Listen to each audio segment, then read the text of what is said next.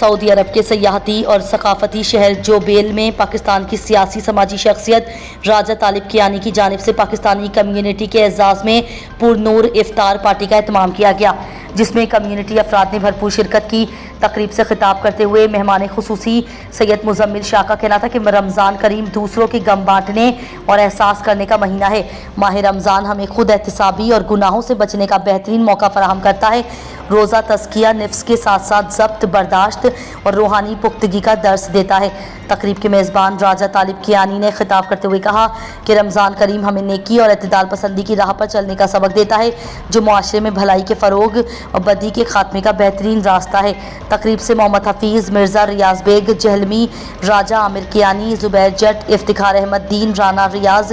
راجہ عمران یونس اور دیگر نے کہا کہ دیار غیر میں ایسی ایمان افروز محافل کے انعقاد سے ایمان کو تازگی ملتی ہے۔ وَإِذَا الْقُبُورُ بُعْثِرَتْ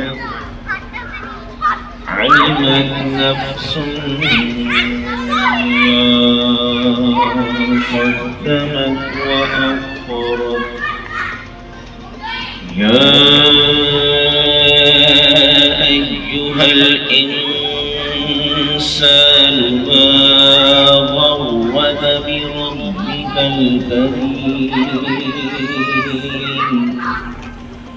الَّذِي خَلَقَكَ فَسَوَّاكَ فَعَدَلَكَ فِي أَيِّ صُورَةٍ مَا شَاءَ رَكَّبَكَ آمنت بالله صدق الله العظيم